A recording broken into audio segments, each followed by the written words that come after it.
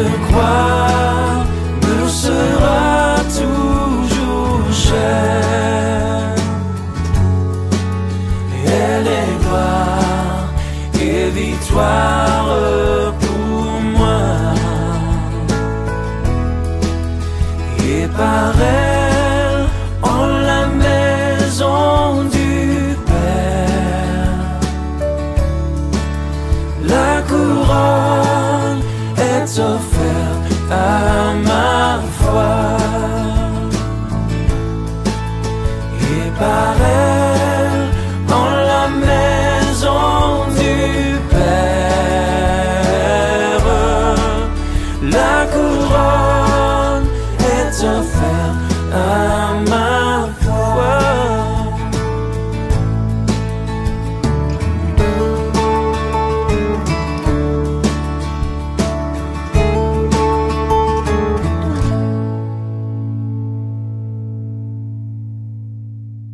Mon message ce matin, c'est pour que nous soyons de bons exemples.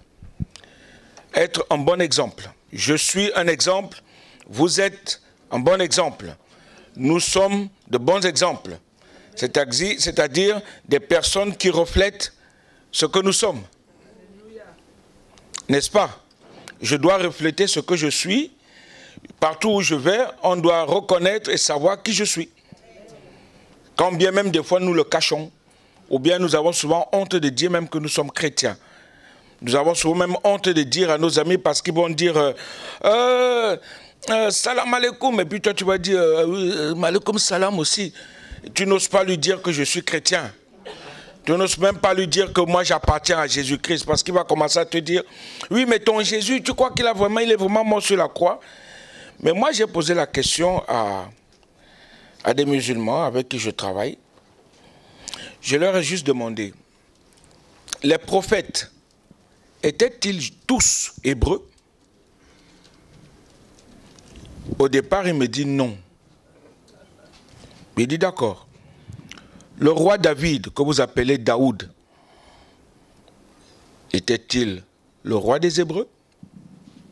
Il me dit oui. Il dit d'accord, on va continuer encore.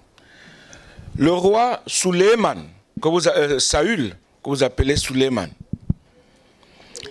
Salomon, pardon, était-il hébreu, roi des Hébreux, ou pas? Il m'a dit si. Il dit bon d'accord. Moïse était quoi? Hébreu ou pas? Hébreu. Jacob, Israël, était-il hébreu ou pas? Et il était fils de qui? D'Ismaël ou d'Isaac? Et là, il me dit, ah, tout ce que tu me dis là, bon, c'est comme ça, mais moi, je sais que l'islam, il dit, et il veut me sortir la phrase de Jean 14, 15, quand Jésus dit, je vous enverrai un autre. Je dis, mon ami, ton Mohammed n'est pas consolateur. Il n'est pas le paraclète. Parce que Jésus-Christ a dit, je vous enverrai le paraclète, le Saint-Esprit. Le Saint-Esprit. Et c'est le Saint-Esprit qui est venu. Ce n'est pas Mohammed. Et en plus, Mohammed est arrivé quand? Combien de siècles bien plus tard? Combien de siècles plus tard? Et comment tu peux me dire que tu récites les noms de tous les prophètes que tu ne connais même pas? Ils ne sont même pas musulmans. Ils n'ont rien à voir avec Mohammed. Rien. Mais tu les cites. Tu dis c'est des prophètes de Mohammed. Mais tu les cites tous les jours. Quand tu pries, tu te mets à genoux, tu les cites. Et tu cites les noms de Dieu. Je dis, donne-moi voir le nom de Dieu, le seul nom de Dieu. Donne-moi un nom de Dieu. Un nom de Dieu. Même parmi nous ici, qui connaît le nom de Dieu? Hein? Je suis. Je suis. Je suis celui qui suis. Et c'est pourquoi Louis II et tous les autres ont pu mettre l'Éternel. Parce qu'il n'a pas de fin. Et les Juifs ne prononcent même pas le YHWH, ils disent Hachem, c'est-à-dire le sans nom, celui qui n'a pas de nom. Hachem. Amen. On remet un peu les choses en ordre. Parce que quand j'entends souvent Yahweh, Jéhovah, il y a tellement de... Des gens tellement choisis, tellement de je sais pas, de noms pour donner à Dieu. Dieu n'a pas de nom. Dieu n'a pas de nom. Et si on veut vraiment prononcer le nom de Dieu, tiens, on va prendre Genèse chapitre 1er. Quand on dit au commencement, Dieu créa. C'est au pluriel, hein, vous savez ça? C'est au pluriel. Au commencement, Elohim créa. Parce que c'est un pluriel Elohim. C'est au commencement, les dieux créa. Ce n'est pas les dieux ont créé, c'est les dieux créa. C'est-à-dire le Père, le Fils et le Saint-Esprit. Les trois. Et j'aime bien parce que la suite dit, l'Esprit de Dieu se mouvait. Ah ça, beaucoup n'aiment pas entendre ça, mais c'est la vérité. Et c'est ce même esprit-là qui a tout fait là, qui a donné le souffle de vie à Adam et à Ève. Ce même esprit qui a ressuscité Jésus-Christ du séjour des morts. Ce même esprit qui a permis que Jésus-Christ entre dans le ventre de Myriam, de Marie. Ce même esprit-là, c'est lui qui a vie en toi comme en moi. Celui qui a créé toutes choses, l'univers. Celui qui a tout créé. Ceux qui ont suivi les cours de baptême avec moi ou qui suivent, j'explique souvent cela en disant ceci. Dieu est le concepteur de tout, Dieu le Père. Il y a Dieu le Père, Dieu le Fils, Dieu le Saint-Esprit. Dieu est celui qui a tout. Il a tout. Maintenant, il veut proclamer quelque chose. Quand il proclame, c'est la parole, le logos, qui proclame, faisons l'homme à notre image. Et parce que le logos a proclamé cela, celui qui est le dunamis de Dieu, le Saint-Esprit, conçoit l'homme. Il fait l'homme. Donc les trois sont d'accord. Le Père, le Fils et le Saint-Esprit. Il est la parole qui a tout créé. La parole qui a proclamé. Et le Saint-Esprit est la puissance qui agit, qui fait tout, qui ordonne tout, qui coordonne tout. Alléluia. Mais je ne veux pas m'arrêter là. Le Saint-Esprit est là, on l'a chanté, oui. Et on a même dit que l'enfer s'enfuit. L'enfer s'enfuit devant le Saint-Esprit. Mais je suis étonné qu'aujourd'hui, nous qui sommes enfants de Dieu, même les démons ne nous fuient pas. Un démon arrive devant toi, il te regarde, il rigole même. C'est bizarre. Alors que nous sommes enfants de Dieu, alors que partout où nous passons, nous devons refléter ce que nous sommes. On va le voir. On va le voir.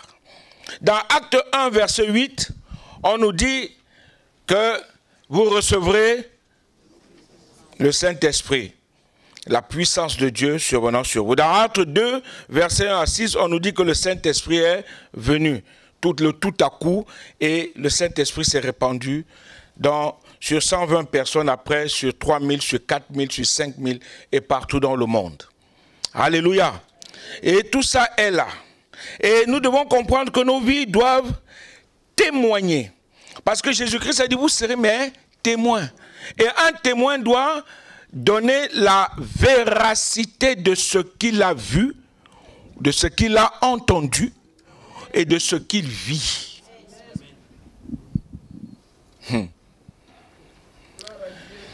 Je répète, un témoin doit donner la véracité. Quand tu vas au tribunal et que tu es témoin, tu dois dire exactement ce que tu as vu, ce que tu as entendu ou ce que tu as vécu. Et là, tu témoignes, et là, le procureur dit, j'acquiesce parce que ce témoin dit la vérité de ce qui est. Et nous sommes tous témoins de Christ Jésus. Nous sommes témoins parce que le Saint-Esprit en nous témoigne de qui est Jésus. Et ce qui nous pousse à ce que nos vies doivent témoigner de qui est Jésus. Parce que lui, il vit en nous. Lui, il vit en nous. Nos vies doivent témoigner de ce que nous sommes. Et nous devons être, et nous sommes, exemples. Et nous devons être un bon exemple. Parce que les personnes extérieures voient et observent notre façon de vivre. Notre façon de faire face aux difficultés de la vie. Si on a des difficultés dans la vie, nous savons sur qui nous nous appuyons. Nous n'allons pas prendre le haut-parleur et aller alerter tout le monde. Oh, voilà ce qui se passe. Oh! Et même quand on a des problèmes, on a des soucis, on a des maladies, nous savons sur qui. J'aime bien le témoignage de notre sœur qui dit, nous avons le Dieu Tout-Puissant. Elle témoigne de ce que Dieu fait dans sa maison, au travers de son mari. Parce que c'est un témoignage qui prouve et qui montre que nous sommes exemples. Nous sommes exemples. Et les personnes extérieures voient et observent notre comportement aussi. Même dans l'église. Vous savez, je suis en train d'étudier l'Ancien Testament et je me suis arrêté sur les juges. Et les deux premiers versets de Juges, on va dire le premier verset de Juges nous relate l'histoire d'Israël, du début jusqu'à la fin, jusqu'à Josué. Et le chapitre 2, la deuxième partie du chapitre 2 de Juges, relate la fin de Josué et le début d'une nouvelle génération. On se rend compte que cette génération ne prend pas en considération les Écritures saintes qui les ont été laissées. Ils veulent faire comme bon leur semble. Et 21e siècle aujourd'hui, on se rend compte que la nouvelle génération qui est là méprise un petit peu la véracité de la parole de Dieu. Parce qu'on veut faire, on veut vivre comme bon nous semble. On veut chanter, on veut danser, on veut s'habiller, on veut marcher, on veut tout faire parler comme bon nous semble. Mais quand nous relisons la parole de Dieu, on se rend compte que la parole de Dieu, elle est immuable. Elle ne change pas, elle est la même hier, aujourd'hui et éternellement.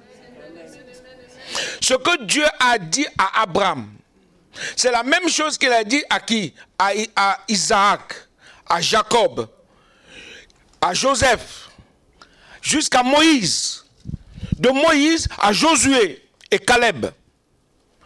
Et jusqu'aux juges qui étaient là pour essayer de rameuter le peuple en leur disant « Hey, revenez à la parole de Dieu.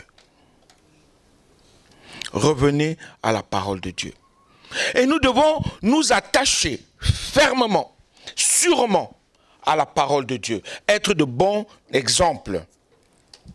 Comprenez que nos actions, plus que nos paroles, révèlent notre personnalité. Nos actions, nos paroles révèlent notre personnalité. Et ça, c'est la vérité. Et Dieu nous demande d'avoir une bonne attitude. Ce que les gens appellent aujourd'hui la métanoïa, bonne attitude. Pour moi, c'est faux. C'est faux. Une bonne attitude ne veut pas dire un changement de vie. Un changement de vie, c'est un changement de vie. Et une bonne attitude, c'est avoir une bonne attitude. Si je dis à mon fils, aie une bonne attitude dans l'église, c'est que tu sois un peu plus correct dans l'église. Assois-toi calmement, regarde, tu vois, écoute bien, sois sage. Mais un changement de vie est un changement de vie. C'est que je change de mentalité, je change ma façon d'être. C'est ça. Mais avec les nouvelles Bibles aujourd'hui, on dit changement d'attitude. C'est faux. C'est faux. C'est faux. Mes frères et sœurs, nous sommes arrivés à un tournant où l'Église doit demeurer ferme. Même s'il ne reste qu'un petit noyau, c'est ce petit noyau-là que Dieu va prendre. Parce qu'il va voir, il va entendre ce qui vient de nous, si nous sommes réellement de lui ou pas. C'est ce que Dieu veut. Dieu nous appelle à être lumière du monde et celle de la terre. Une lumière, on ne peut pas la cacher. Une lumière, on ne peut pas la mettre sous un boisseau ou la mettre quelque part. La lumière doit briller. La lumière doit illuminer. La lumière doit éclairer. Et le monde aujourd'hui a besoin de nous, de toi, de moi, afin que nous illuminons, afin que nous brillons, afin de vivre Jésus-Christ au travers de nous, afin d'entendre Jésus au travers de nous. Vous pourrez lire cela dans Matthieu chapitre 5, versets 13 et 16. On va peut-être même le lire. Tiens, on va le lire. Matthieu 5, versets 13 à 16. Matthieu, l'évangile selon Matthieu. J'aime bien ce passage parce que Jésus-Christ dit tout. Il te dit, si tu n'es pas, comment est-ce que tu vas être, puisque tu ne peux pas l'être. Écoutez ce qu'il dit. Vous êtes le sel de la terre, verset 13. Mais si le sel perd sa saveur, avec quoi la lui rendra-t-on? Impossible, c'est fini. Si tu perds ta saveur, comment tu vas pouvoir donner le goût? C'est fini. Tu es fade. Il n'y a plus de goût. Il continue en disant, il ne sert plus qu'à être jeté dehors et foulé aux pieds par les hommes. Verset 14, vous êtes la lumière du monde et une ville située sur une montagne ne peut être cachée.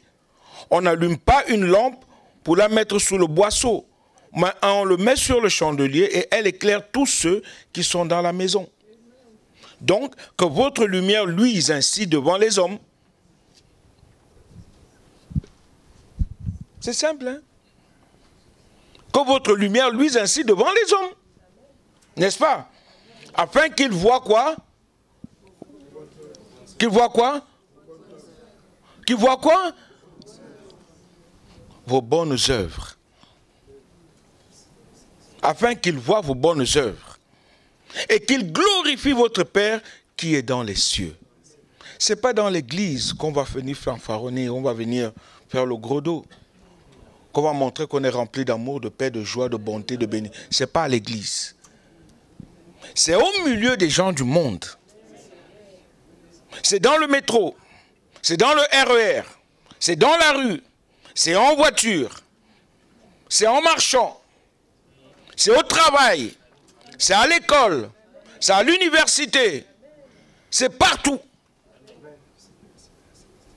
C'est partout. C'est dans la maison. C'est partout. Nos vies doivent témoigner de Jésus-Christ. Être un bon exemple. Un bon exemple dans le parler. Un bon exemple dans la pensée. Un bon exemple, j'ai dit, l'attitude. Dans le regard même. On ne peut pas toujours... dès que tu fais une petite bêtise, toujours. Non. À un moment donné, même s'il y a la bêtise qui est faite, on minimise. Parce que Dieu minimise nos bêtises, vous savez ça. Toutes les bêtises qu'on qu'on fait? Oh, aïe, aïe, aïe, aïe, aïe, aïe. Si Dieu se mettait aussi à faire... Mais on est foutu. Mais il minimise. Il regarde, il dit, oh, bon, c'est pas grave, c'est humain. Tu oublies d'acheter le pain. Pourquoi tu n'as pas acheté le pain? Mais j'ai pas... Mais non, mais ne pas l'acheter. Mais... Il a oublié. Elle l'a oublié. C'est pas un problème. Ça serait... La vie de tous les jours, c'est ça. Hein? Ah, pourquoi tu n'as pas travaillé ça? Pourquoi tu n'as pas fait? Mais mon ami, il a oublié. Laisse, ça arrive. Nous tous, nous oublions. Toi, tu n'as jamais rien oublié? Si, alors, pourquoi tu te fâches? Pourquoi on s'énerve souvent pour rien? Des fois pour rien, pour un... Et maintenant, quand on va nous faire vraiment une grosse crasse, est-ce qu'on va vraiment s'énerver à ce moment-là? On va prendre quoi? Un fusil? Ou bien on va s'asseoir, on va commencer seulement à avoir des larmes aux yeux? Non, réfléchissons quand on parle de bon exemple. Le bon exemple. Bon, allez. Vous allez me dire, oh frère Blaise, arrête un peu. Mais maintenant, nous sommes le temple du Saint-Esprit. Ah! Comment est-ce que le Saint-Esprit agit-il dans ma vie? Malgré les bêtises que je commets chaque jour. Comment est-il? Est-ce qu'il est parti? Ou bien il est là, il essaie de m'amener à ce que je me repente? Métanoïa. Alléluia. Alléluia. Dieu nous aime tellement. Hein? Dieu nous aime. Il aime tout le monde. Il ne faut pas oublier ça. Il ne t'aime pas que toi ou moi. Il aime tout. La Bible dit Dieu a tant aimé le monde. Le monde. Dieu aime tout. Les bons comme les méchants. Il les aime. Ne l'oubliez jamais. Il aime tout le monde. C'est lui qui a créé son monde à lui. Et maintenant, dans ce monde que lui-même il a créé, il a dit, je veux mettre ceux qui veulent faire ma volonté, d'accord, je les mets de côté, ils seront à moi. Mais c'est moi qui ai créé le monde. Le monde est à moi.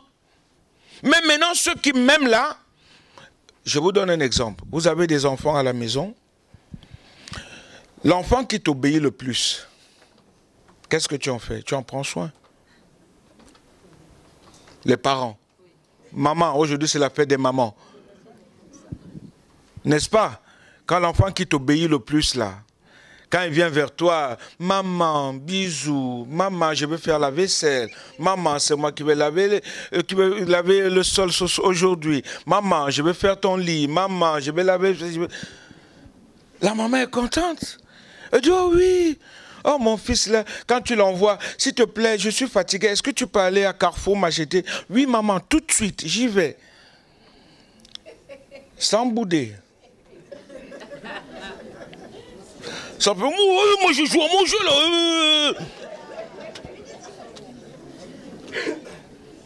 La maman est fière. N'est-ce pas? La maman est fière, elle dit, hé mon fils, hé ma fille, viens. Tu veux quoi aujourd'hui? Regarde ce que j'ai cuisiné. Tu aimes ça? C'est bon? Oui, maman, c'est très bon.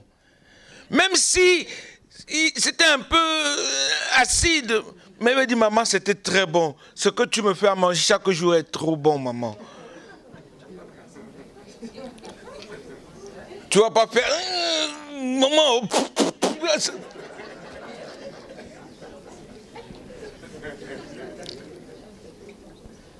J'ai souvent vu des enfants, ah, c'est quoi ça? Il prend un mouchoir. Ah.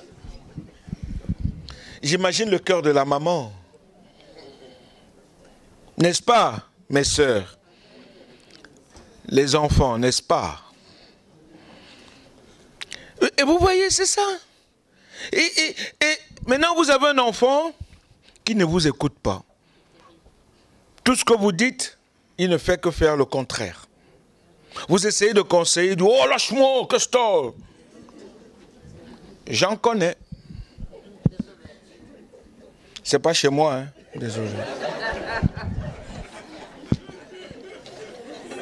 Ah non, je vous dis la vérité, ce n'est pas chez moi. Mais j'en connais. Ma maison n'est pas comme ça. Ah non, non.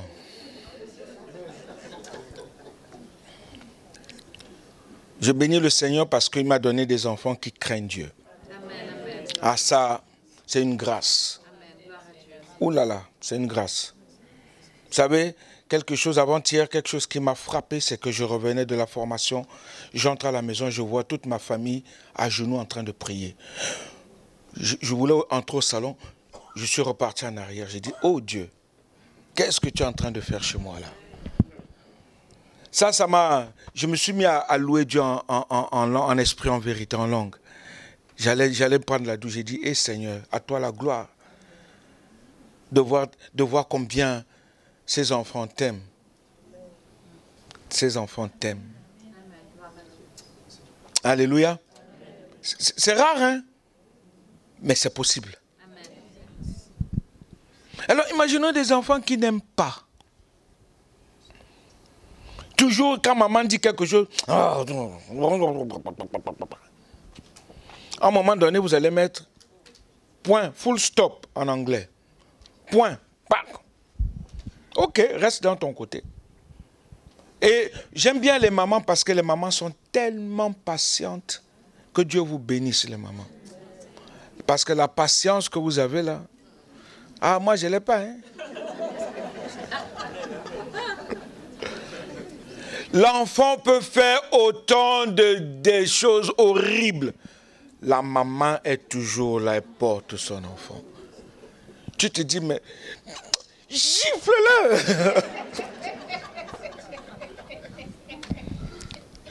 Et imaginons le Seigneur notre Dieu.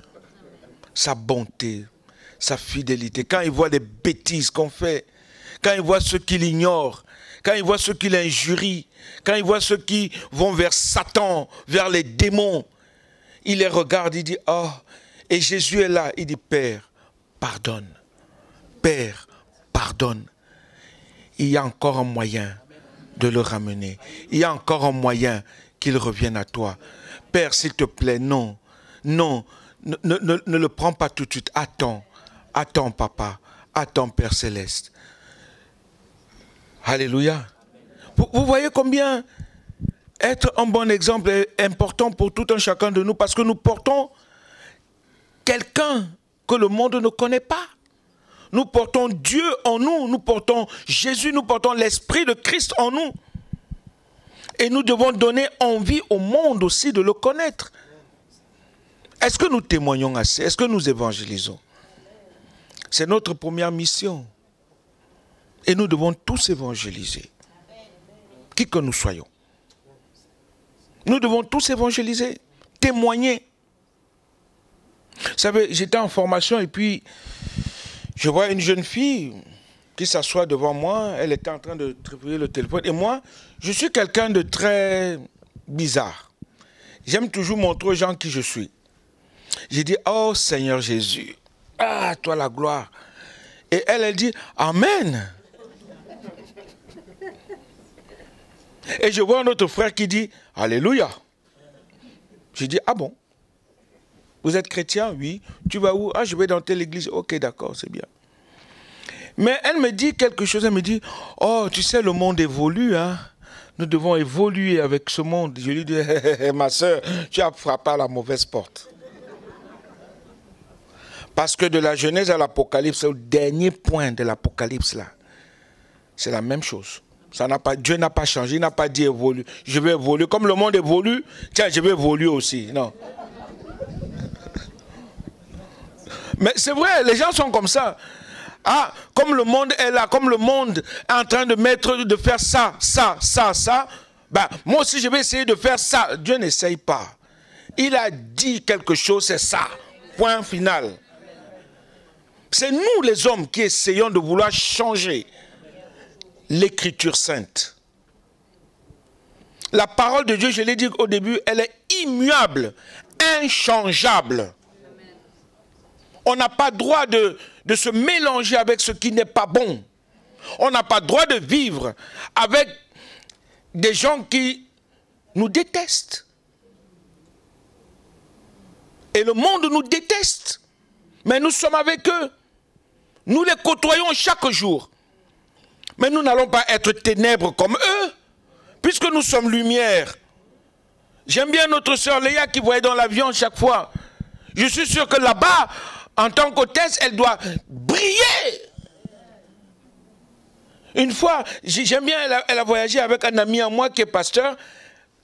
Elle ne le connaissait pas. Elle ne savait pas qui il était. Mais on dit souvent, la lumière attire la lumière. Quelque chose s'est passé, elle m'envoie une photo avec lui. J'ai dit, oh. Dans l'avion. Dans l'avion. Partout où nous allons, nous devons témoigner, nous devons illuminer, éclairer. Le monde doit reconnaître qui nous sommes. Mon nouvel emploi, là où je suis arrivé, le gars avec qui je travaille, qui travaille avec moi, je lui ai dit, mon ami, moi les mardis, je vais à l'église. Les vendredis, je suis occupé à préparer les messages. Le samedi, je me repose en ruminant tout ce que je suis en train de préparer. Le dimanche, je vais à l'église. Et si le dimanche, j'arrive en retard, ne parle pas. Parce que je vais servir mon Dieu et je me repose aussi pour venir au travail. Et il m'a dit, tu es quoi, pasteur? J'ai dit, je suis pasteur. Il dit, c'est comme imam? J'ai dit, oui, mais à l'inverse, c'est comme moi, j'ai l'Esprit de Dieu en moi. Je ne manque pas. Pourquoi? Je veux lui dire que je lui montre qui je suis. Il me dit, mais oui, mais vous dites que Jésus-Christ est mort sur la croix. Je dis, oui, Jésus est mort sur la croix. Si Jésus n'est pas mort sur la croix, c'est que tu ne vis pas aujourd'hui, c'est que je ne vis pas aujourd'hui. Mais Dieu ne peut pas avoir... Je dis, mon ami, ne discute pas ce que tu ne connais pas. Et je ne veux même pas parler avec toi parce que ça ne sert à rien. Je prie pour toi, mais je ne parle pas avec toi. Alléluia. Et on a besoin de ça. Nous discutons, quand nous allons évangéliser, nous discutons trop avec les gens pour rien. On n'a pas besoin de ça. Une fois, je rentrais à la maison, puis vous vous rendez compte, tu viens de travailler toute une journée, toute une nuit. Tu rentres à 6h, 7h du matin, tu croises les témoins de Jéhovah, boum. Devant chez toi. Aïe, aïe, aïe. Bonjour monsieur, est-ce que je dis non, non, non. Il me dit, mais vous savez, je lui dis, je suis chrétien. Il dit, oui, mais j'ai dit, je suis chrétien. Et si vous voulez qu'on parle, mon ami, convertis-toi, repens-toi et viens à la vérité. Tu veux parler avec moi? Repens-toi. Il me dit, pourquoi? Il dit, parce que tu es dans le faux. Je suis chrétien. Je ne suis pas giovaniste. Je suis chrétien. Chrétien signifie imitateur de Christ. Je ne suis pas témoin de Jéhovah. Je suis témoin de Jésus-Christ. Alléluia. Et soyons pragmatiques. Arrêtons de jouer. Dans l'évangélisation, tu dis que Dieu te bénisse, c'est bon. Les discussions perdent le temps. Peut-être qu'il y a une personne qui va passer qui a vraiment besoin, pendant que toi tu discutes, et l'autre a vraiment besoin de Jésus, toi tu es là. Tu ne fais que parler, papoter, papoter, papoter. La personne t'as tout avalé. Après tu dis, ah j'étais à l'évangile, j'ai parlé, hein. Tu n'as rien fait. Rien. Non, je vous parle parce que je suis passé par là. C'est des choses que j'ai faites. L'évangélisation, c'est ma nourriture. C'est les choses que j'ai faites. Parler, parler, parler. Après, tu parles pendant 1 heure avec une personne, tu vois. Ah oui, tu sais, ouais, c'est vrai. Mais tu sais que Jésus, lui aussi te dit, oui, mais tu sais, moi, je vivais dans un monde. Il va te raconter toute sa vie. Toi, tu es là aussi.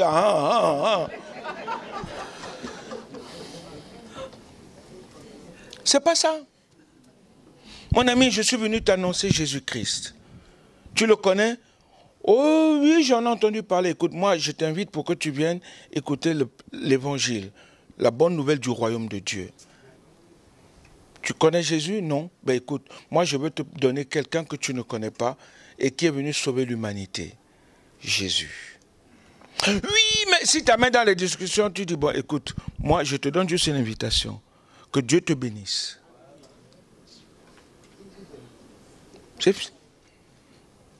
Parce qu'il y a autre chose après. Mais si on est là pour papoter, on est fini. Hein? Mon frère, ma soeur, nous pensons bien souvent que c'est compliqué de faire briller cette lumière.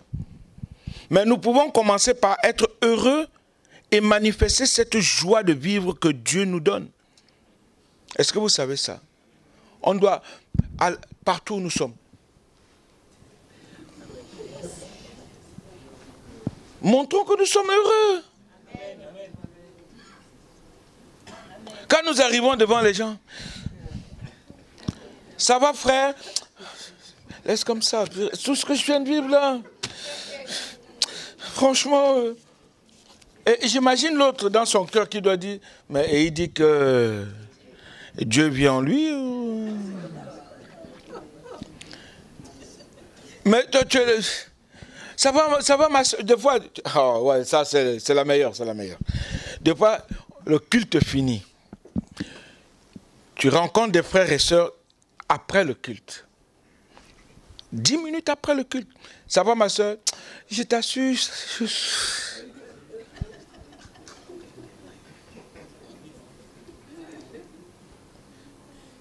Il y a quoi?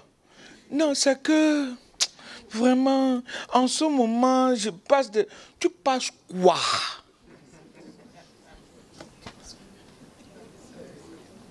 Tu ne crois pas que celui qui... Tu viens de lever les mains devant qui? Tu viens d'adorer qui? Tu viens de louer qui? C'est pas celui qui est capable de... Mais pourquoi donc gémir encore? Vraiment...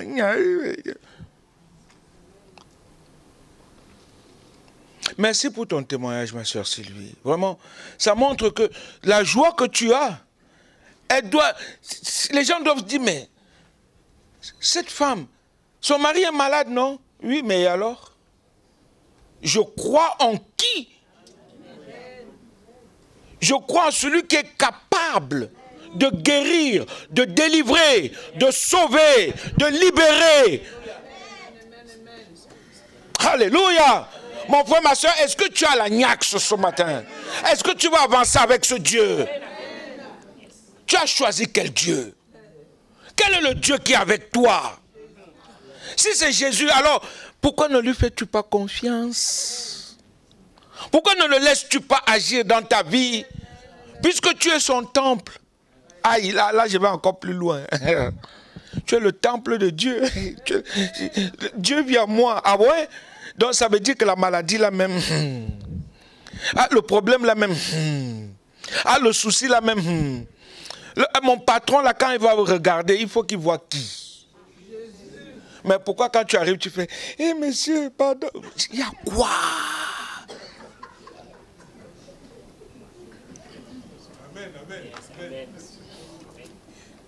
Il y a quoi? Le travail, je cherche depuis là, mais quoi? Quoi? Frères et sœurs, c'est pour vous réveiller un peu. Le monde nous a tellement avilis, le monde nous a menti. Et tous les jours, le monde nous ment. Le monde veut à tout prix qu'on fasse comme lui il veut, mais pas comme Jésus-Christ veut. Mais nous pouvons commencer par être heureux et manifester cette joie, mon frère, ma soeur. Nous pouvons aimer notre prochain déjà. Même celui qui te titille. Vous savez ça? Vous savez que Dieu nous titille souvent. Vous allez me dire, ah, comment il fait? Ah bon? Quand il te dit, donne-moi ce que tu as. Eh, Seigneur, ah, donne-moi. Tu as confiance en moi? Oui, Père, donne-moi. Donne-moi. Et là, ton cœur commence à balancer et à rebalancer, à danser tout seul. Parce que tu te dis, si je donne ça, je suis fini. Qu'est-ce que je vais devenir? Qu'est-ce que ma famille va avoir? Je prends cette veuve de Sarepta.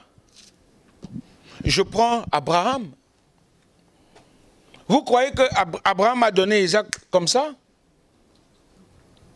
Sans doute, il a dû... je suis sûr que s'il avait dit à Sarah, « Sarah, je m'avais sacrifié notre fils. » Aïe, aïe, aïe, aïe, aïe. Le fils de qui?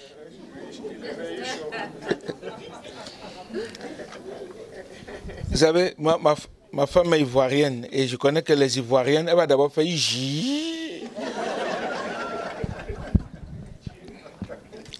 Tiens, le fils de qui? Mon fils. Moi, je n'ai qu'un seul. Et tu dis, tu vas faire quoi? Toi-même, prends tes affaires, sors. Non, j'extrapole comme ça pour que nous comprenions que des fois, Dieu nous appelle à lâcher tout. Est-ce que nous sommes prêts à tout lâcher? Lâcher. Et parce qu'il y a des choses en nous que nous devons lâcher. Si je lâche, Seigneur, qu'est-ce que je vais devenir? Mais lâche. Et on va voir après. Lâche. Seigneur, mais c'est que j'aime. C'est quelque chose de mignon. Même si c'est mignon, mignon. Comme dirait un chanteur camerounais, mignon missé. Même si c'est comment. Dis Seigneur, le mignon, mignon missé là, je lâche. Je lâche. On doit apprendre à lâcher. On doit apprendre à s'appuyer sur Dieu. Parce que lui, il a dit, je suis avec vous tous les, jusqu'à la fin du monde. Je ne vous abandonnerai. Mais pourquoi on croit que Dieu nous abandonne quand nous sommes dans les problèmes? Il veut seulement que tu lâches.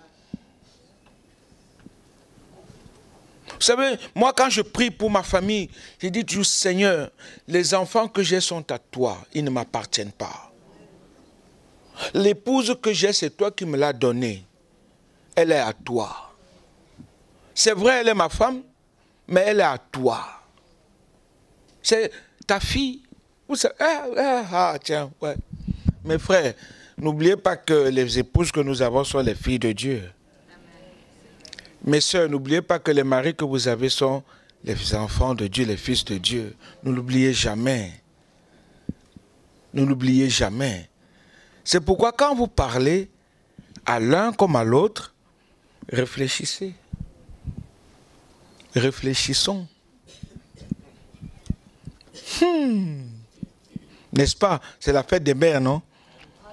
Donc je parle comme ça, un peu cru, mais on a besoin de lâcher tout ce que nous avons qui ne glorifie pas Dieu, tout ce qui est en nous qui ne lève pas Dieu, tout ce qui est en nous qui ne célèbre pas Dieu, tout ce qui est en nous qui ne bénit pas Dieu. Lâche. Lâche. Eh, Seigneur, ma femme, elle est comme ça. Oui, mais toi-même, tu es d'abord comment? Oh Seigneur, mon mari là, vraiment, j'en ai marre. Oui, mais regarde d'abord ton cœur. C'est pourquoi je vous dis, la femme, ta femme est d'abord la fille de Dieu. Et l'époux, le mari, est d'abord le fils de Dieu. D'abord. Donc tu lui donnes ce qui est à lui. Même si c'est ton époux, ton mari, ton épouse, ta femme. C'est d'abord à Dieu. C'est d'abord à lui. C'est comme les enfants. Ils sont à Dieu. Et les enfants, l'obéissance qu'ils doivent à leurs parents, c'est comme si c'était à Dieu.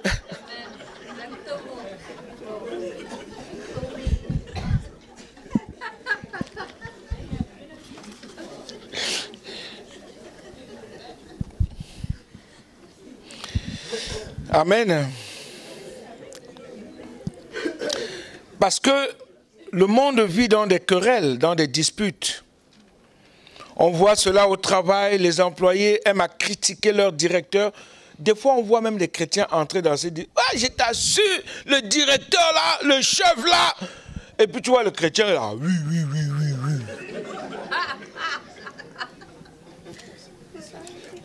C'est bizarre quand même, hein. C'est bizarre quand même. Même entre amis, vous avez déjà vu, je vois ma soeur, on est là, on discute, après tu regardes. Tu as vu la soeur là? C'est surtout entre les soeurs, hein. C'est ça qui me fait souvent rire. Tu vois deux soeurs ensemble, quand elles sont ensemble. Tu as vu l'autre soeur là? Oui. Vraiment? Regarde même comment elle s'est habillée aujourd'hui. Elle t'a fait quoi? Elle t'a fait quoi? Ou bien des frères. Ça va frère? Oh, lui n'a pas mis la cravate aujourd'hui, c'est fou, hein? Mais comment il peut venir à l'église comme ça? Mais laisse-le venir à l'église. Mais une chose est certaine. Aïe, laissez-moi vous le dire quand même. Frères et sœurs, moi j'ai une éthique. Mon éthique c'est, je dois toujours être bien, nickel chrome, quand je viens à l'église. Je ne viens pas devant n'importe qui. Je ne crois pas que je me présenterai devant Macron en jean, basket et puis un petit t-shirt. Je ne le crois pas. Je crois que si on m'invite à la présidence, à l'Élysée, je vais aller hier, bien habillé. N'est-ce pas? Tu vas, je ne sais pas, j'ai failli dire Mitterrand. Macron t'invite, tu vas parler en jean, basket, t-shirt. N'est-ce pas? Et j'ai eu un directeur d'école biblique qui était très exigeant là-dessus. Ah, tous ceux qui étaient à l'école, les garçons, les frères, tous les matins, il fallait voir chacun repasser sa chemise. Chacun mettait cravate. Il disait, vous venez manger. Il se mettait à l'entrée du château. Bonjour frère, ta cravate n'est pas bien mise. Bonjour frère, ta chemise, pourquoi tu ne l'as pas repassée? Bonjour frère, tu es mal habillé. Oh. Je le regardais comme ça, il dit, mais... Oui, parce que lui, il a gardé une éthique. Il a dit, c'est ça.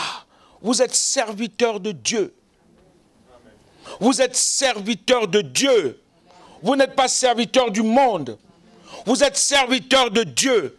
Mais une autre chose qui me fait, pas mal, non, qui me fait du bien, c'est de voir en Angleterre, même un simple, allez, boy, est cravaté, costume.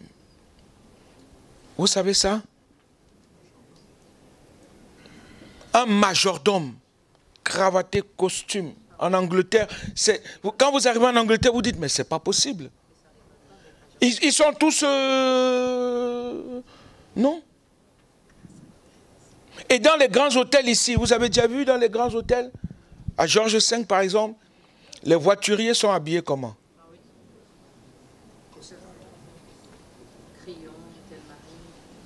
Costume, cravate, pop. Parce que les gens qui viennent, c'est de la haute société, n'est-ce pas? Et Dieu est quoi pour nous? Réfléchissons un peu. Réfléchissons un peu. Quand je viens devant ce grand Dieu, je viens devant qui? Je le méprise, pourquoi? On fait n'importe quoi. Parce qu'on veut suivre la nouvelle génération? Je vous ai dit, lisez Josué.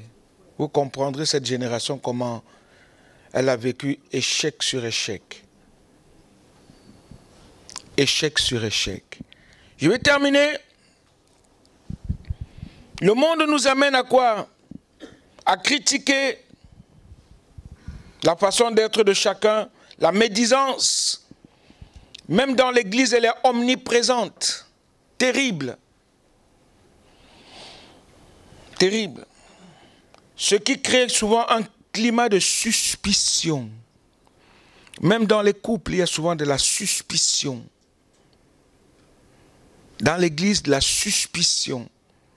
Ah, ma soeur, là, on se méfie de tout le monde. Mais nous devons avoir la bonne attitude, une autre façon d'être. Et c'est quoi cette bonne attitude? C'est que nous vivons dans le monde, mais nous ne sommes pas du monde.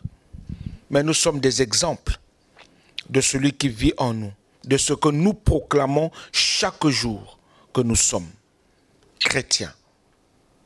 Je proclame que je suis chrétien. Ça veut dire que je proclame que je suis imitateur de Jésus-Christ. C'est ça être chrétien. Je suis imitateur de Jésus-Christ. Même Jésus-Christ ne s'habillait pas en haillons, hein, vous savez ça. La tunique qu'il avait, elle a coûté cher. Les gens ont joué pour l'avoir. C'était pas du n'importe quoi.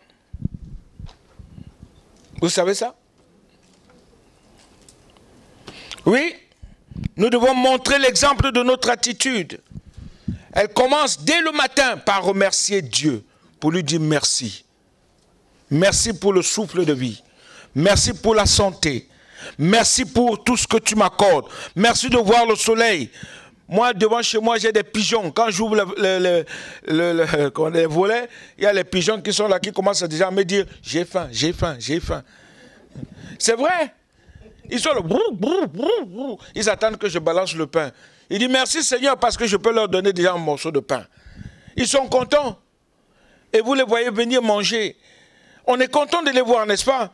Parce qu'on a déjà commencé à dire merci à Dieu. Dès le matin. Merci Seigneur. Merci pour le travail. Merci pour ma famille. Merci pour la santé. Et nous commençons déjà à dire Seigneur, je ne veux pas critiquer ce matin. Attache ma bouche pour ne pas critiquer. Attache ma bouche, mais je ne veux pas calomnier. Nous devons exercer notre ministère de témoin de Jésus dans le monde. Dieu donne la joie de vivre. Nous devons témoigner cette joie chaque jour. Il est important que nous manifestions cette joie au quotidien, car c'est ainsi que nous sommes témoins de Dieu. Réjouissez-vous toujours dans le Seigneur, je le répète, réjouissez-vous. Nous devons rechercher la paix avec tout le monde. Avec la paix. Ce n'est pas seulement avec ceux que j'aime, mais avec tout le monde. La joie dans le cœur. Amen. Je passe et je vais à la fin pour dire, ne pensez pas qu'il est plus facile de faire comme le monde et de tout critiquer. Ce qui va et ce qui ne va pas. C'est souvent ce que nous voyons. Ah, ça ne va pas.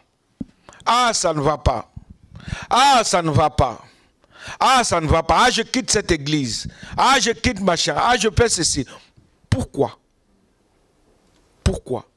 Regardons nos cœurs, regardons nos pensées. Regardons ce que nous avons au plus profond de nous. Et nous comprendrons que nous avons besoin de vivre Jésus. Nous avons besoin que celui qui vit en nous,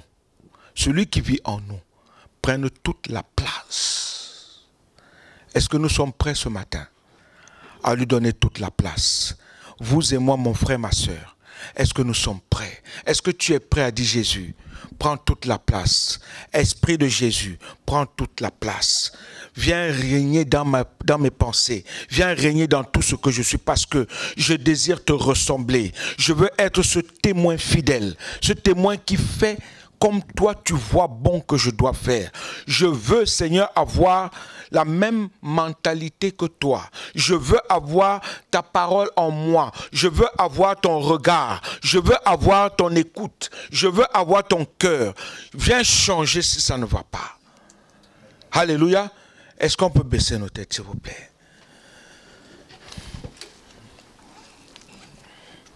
Je veux refléter Jésus.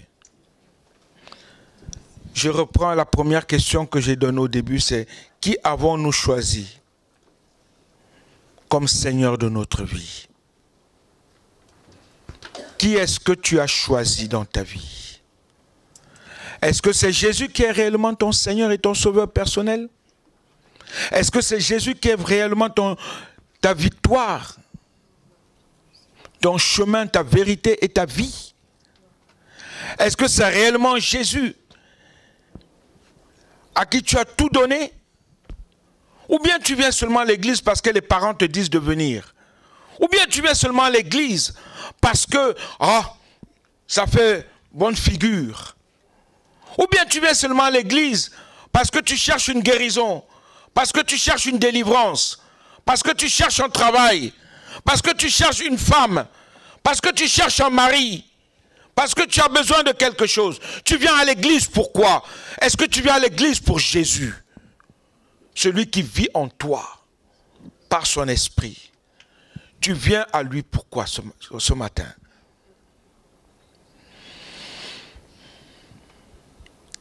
Je crois que beaucoup d'entre nous, nous avons besoin de prière. Nous avons besoin que Dieu fasse quelque chose pour nous.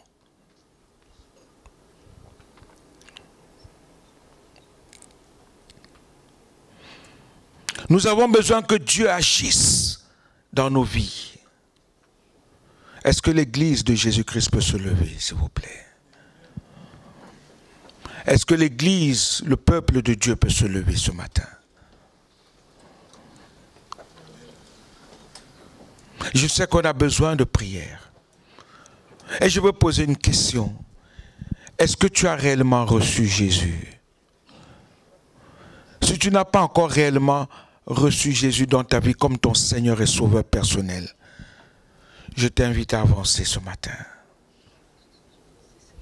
On va prier ensemble. On va prier ensemble. Parce que Jésus a besoin de toi comme tu as besoin de lui. Tu as besoin de Jésus. J'ai besoin de Jésus. Et sans doute que ce matin, la parole de Dieu t'a touché.